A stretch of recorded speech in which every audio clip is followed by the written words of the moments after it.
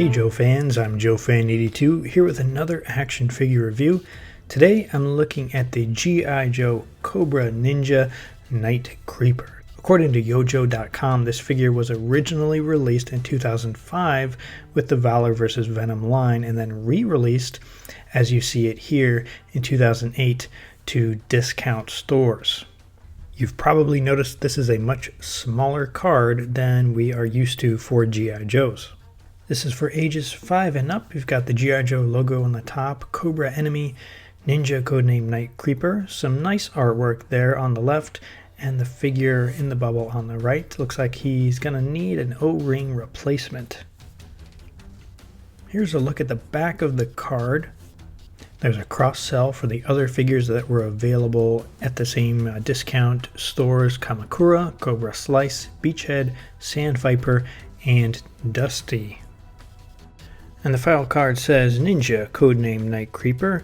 The Night Creeper forces are a super secret group of high-tech ninjas who have had a long-standing contract with Cobra to handle high-risk field intelligence operations and covert infiltration.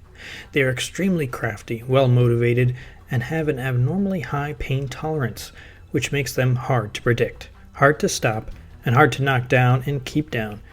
If you took a totally ruthless person, trained him for 10 years in 5 forms of martial arts, and then equipped him with all the most advanced electronic stealth and passive sensor technology, you may have an approximation of an ordinary high-tech ninja. Once you strip away all of his scruples, morals, and innate feelings of common decency, then you have a Night Creeper. The quote on the bottom says, "There is no place you can hide where we can't find you.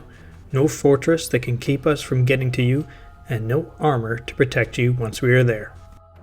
There are 2 holes in the card that a plastic strip was running through, I guess, to hold the figure in place. I'm not really sure.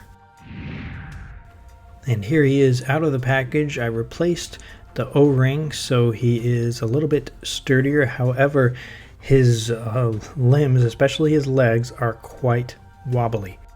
He has peg holes on the bottoms of his feet that will go into a figure stand. The one I'm using is from smalljoes.com. You probably noticed that the figure does not look like the card art. The card art is a silver and gray uniform with some green glowing eyes, and I think I prefer that over the actual colors of the figure. Let's take a closer look at the figure. He's got an okay head sculpt. He's got gold across his forehead and over his face, and a purplish bluish color on the rest of his uniform. I'm not really sure exactly what color it is or how it's coming across on camera, but it's kind of hard to place. It's kind of a mix there. He's got brown, what looks like suspenders across his chest, a big gold, I guess, armor over his pectoral muscles there. His uniform coming down, you can see the folds in the torso in the uniform. Got a Cobra symbol on his his right arm. He's got a black belt with a gray buckle. Kind of looks like an H, like the original 12 had on their belt buckles. That's kind of cool. He's got some gold gauntlets on his forearms and over his hands. And that gold armor continues down onto his legs. It's got a nice ridged pattern, and down over his knees, and then he's got gold boots. It's articulation time. His head let's see how far it can go. It can do a full 360. It's kind of tight though. He does a little bit of up and down movement. His arms can do a full 360. They're actually kind of loose. They go up about that far. 90-degree bend at the elbow, and his wrist can do a full 360. He has no joint in the torso, but he does at the waist where the O-ring is. His legs come up about so far. He's got a single joint at the knee, and he's got a toe point at the ankle. So decent articulation for this new sculpt era figure. and he also has a swivel on the bicep. As with a lot of the new Sculpt era figures, the proportions on this guy are a little off. So I'm comparing him here to a 25th anniversary Red Ninja figure, and as you can see, there is quite a difference.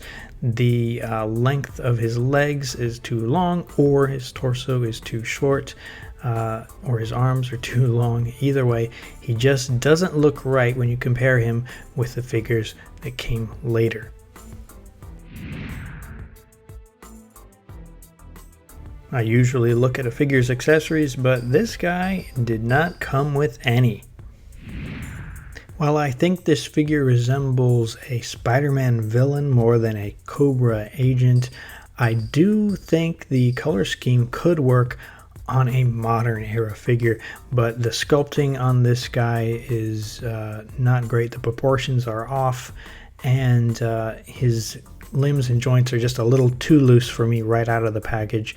So not a very positive view of this guy at all. Unless you are a Night Creeper completist, I recommend skipping this one. But that's what I think. Let me know what you think in the comments below.